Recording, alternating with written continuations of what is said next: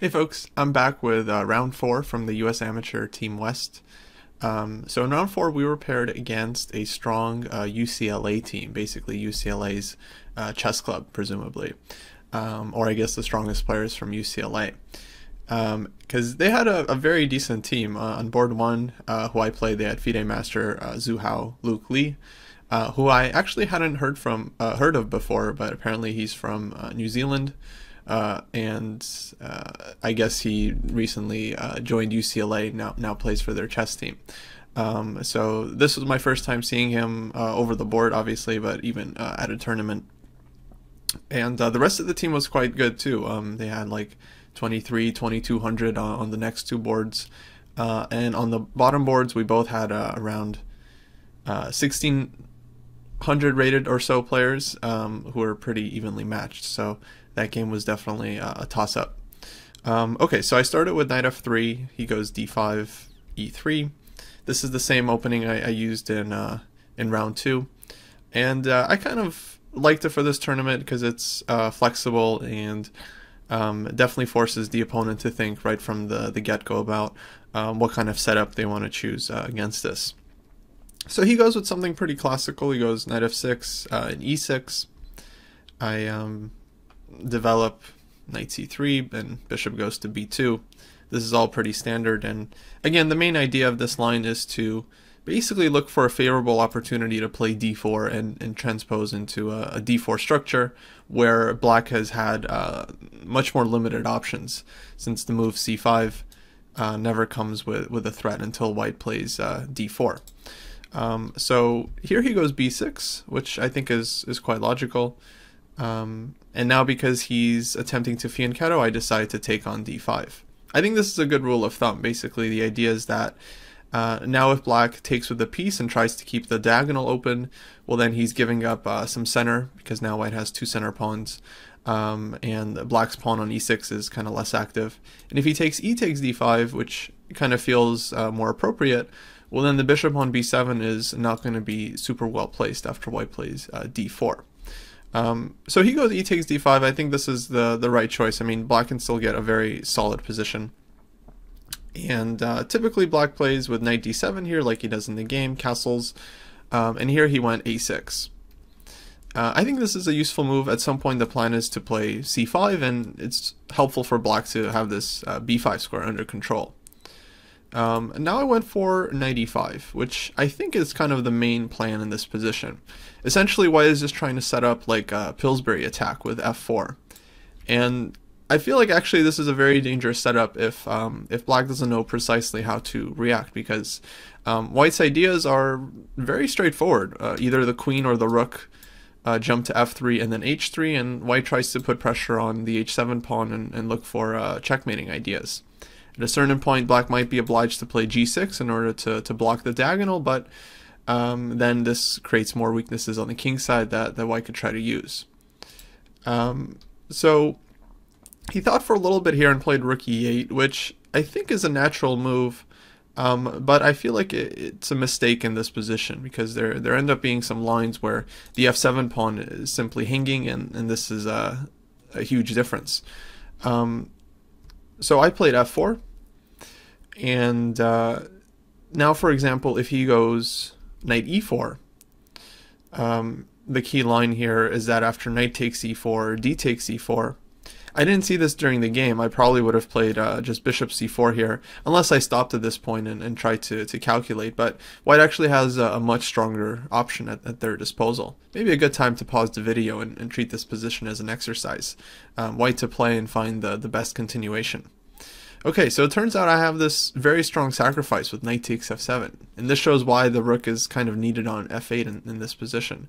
The point is, after king takes f7, bishop c4 check, king f8, queen h5, white just gets a devastating attack. In fact, it's very difficult to defend against immediate checkmate, and so white is just giving mate here. So yeah, I wasn't sure what I was going to do if he played knight e4. I was just kind of waiting for him to make a move, but eventually he just played c5. But that, I think, is a really cool line with knight takes f7. Just to illustrate the point, if black starts with bishop d6, which I think is a better move, here if white plays f4, black can go ahead and play knight e4. And now, of course, I don't have the same sacrifice on f7, so this is a lot more solid for black. And it's important that he play knight e4 before I've had a chance to go queen f3, because otherwise this move would be simply losing a pawn. But now if I go queen f3, he can just support the knight with knight f6. I should point out knight d2 here is always super risky, because bare minimum white has this tempo with queen h3 hitting the checkmate, and then can just save the rook if nothing else.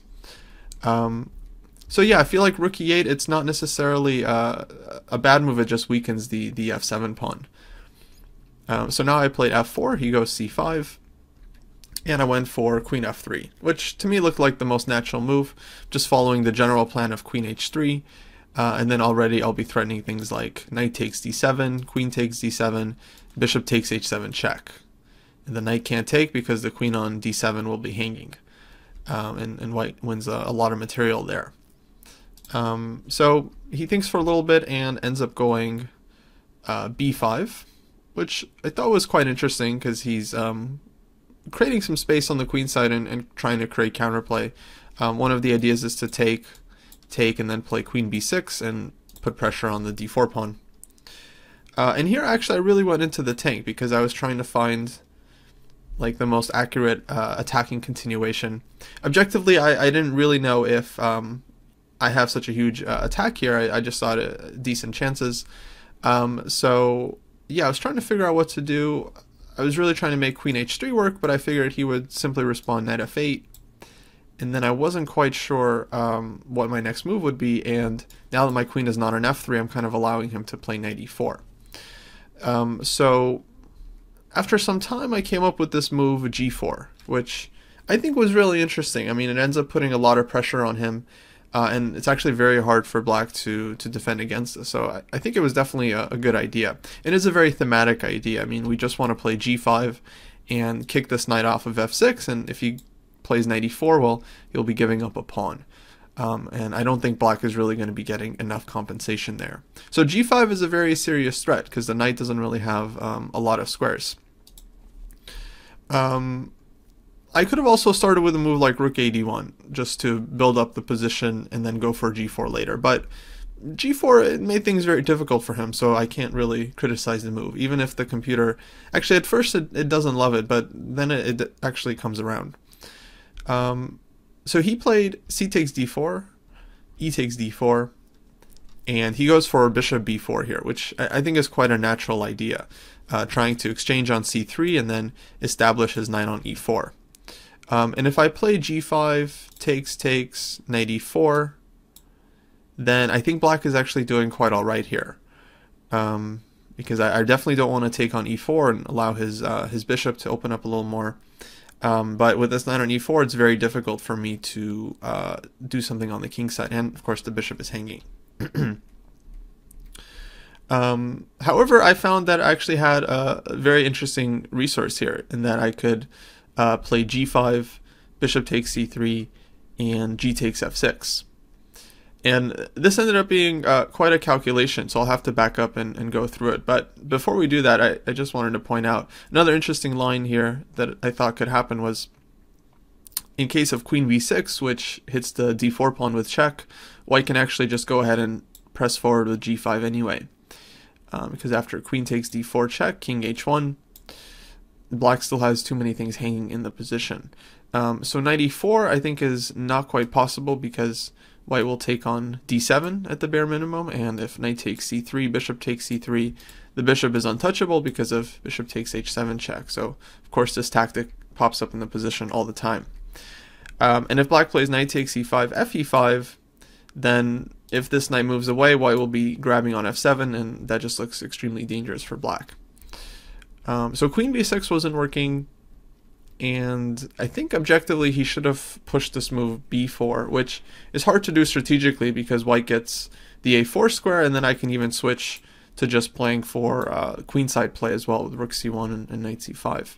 So black is definitely worse here, but objectively this was probably what he had to do.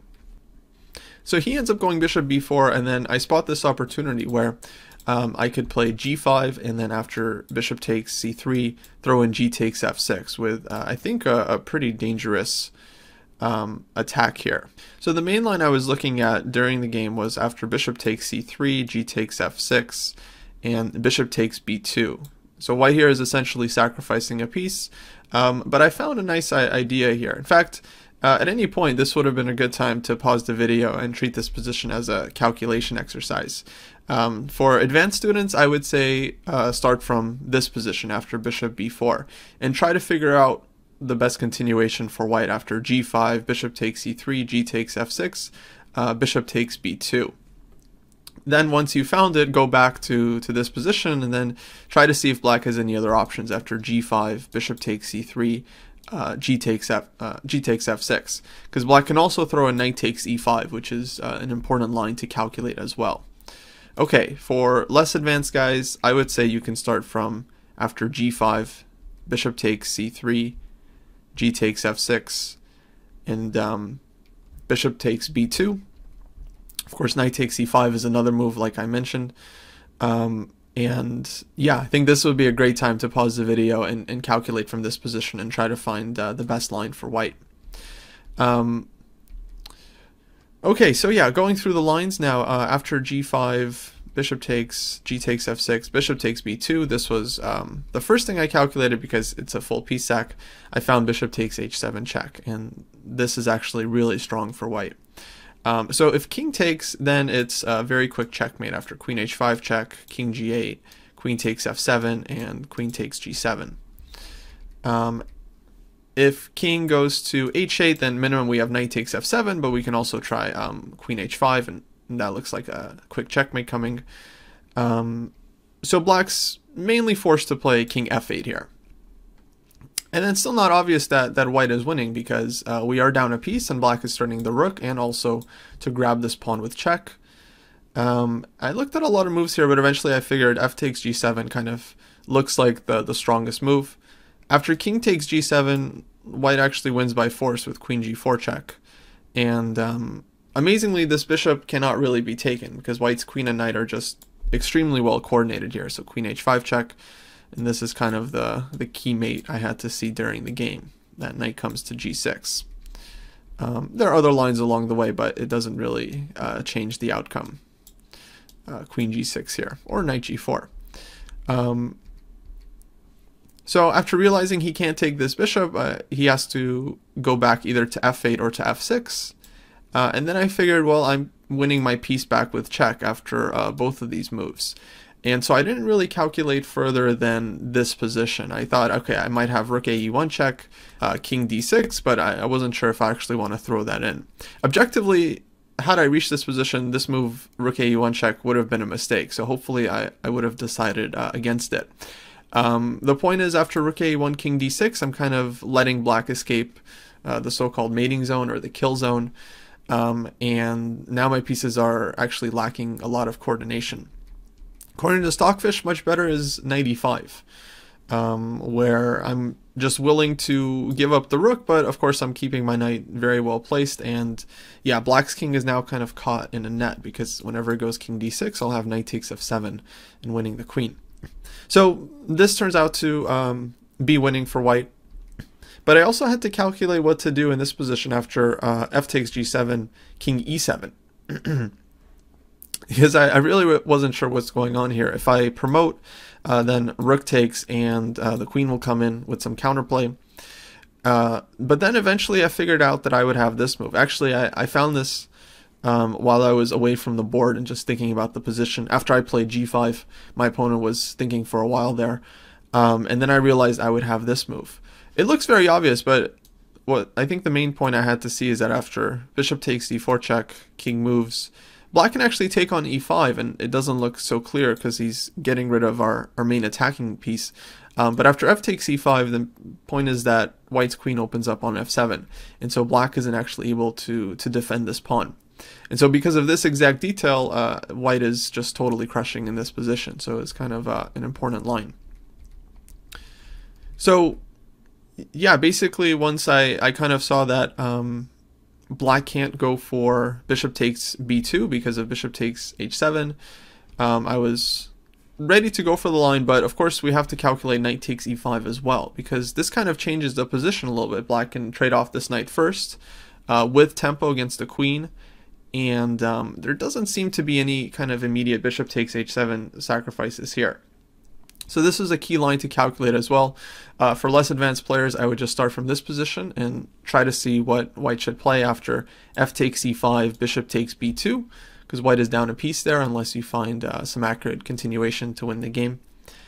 Okay, so eventually, this is actually how the game went. He ended up going with knight takes e5. I played f takes e5, bishop takes b2. And here I had a real choice between two moves. My first instinct was to play bishop takes h7 check. The idea being that after king takes, queen h5 check, king has to go back. I have queen g5, and that looked very promising.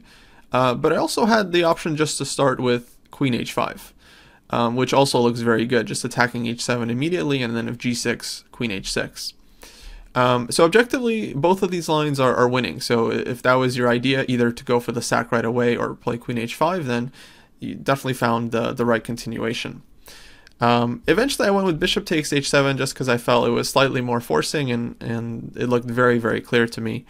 You know, I was spending a ton of time here. I think my teammates were kind of confused because objectively the lines at this point are not that hard to calculate, like queen gives check, queen g5, and it doesn't take too long to realize that black just has no way of defending against mate other than giving up the queen on f6, which is actually what happened in the game, but it was pretty hopeless. But I was taking so much time here because of, again, that crazy blunder in round one. It just totally broke my confidence in terms of my calculation, and so I was like double checking and triple checking everything because I didn't want to go for a line again that I think is winning, and then I end up just down a lot of material. And of course my opponent is a really strong player, so you know, I definitely didn't expect him to allow such a powerful attack so easily. At least I was trying to work very, very hard just to find if he had any kind of like you know, incredible defensive resource in mind. But it turns out that it's not really much for black. I think what happened from black's point of view is he just missed the idea to play g5 takes and g takes f6. And then once he got here, objectively the position is just lost for black. Like he's either has to go down some material right away, or he's getting mated in all the lines. So he didn't really have much of a choice from here as to what to do. Maybe he could have actually played on with knight e4. In this position, I think this would have been better, just to give up the pawn but avoid getting checkmated. And actually, interestingly enough, in this position, after all the trades on e4, let's say knight takes e5. White can play d takes e5 and keep the extra pawn, but even stronger is f takes e5. Giving back the pawn, but keeping a really strong control over the center. With this bishop on b2, once we push d5, then white's position seems quite nice and active, and the rook can come to d1, and everything seems to be under control. We also have this idea to play rook g1 and e6 and aim at the g7 point, which is quite nice. But objectively, I think black has much better chances of defending there than going for these lines. But yeah, it's hard to blame black because the position has already turned very sour. So after knight takes e5, f takes e5, bishop takes b2, I took on h7, king takes, queen h5 check, king g8, and queen g5. He took the pawn on d4 with check, king h1. And so the main thing I just kept calculating is that I have mate in 1, so any move that doesn't defend against this simply doesn't work for black. So bishop takes e5, rook takes e5, at any point white just mates here. And then if black goes g6, of course we play queen h6, and again, any move that doesn't cover this square is just met with a checkmate. So not too hard to calculate, but yeah, I spent a lot of time making sure.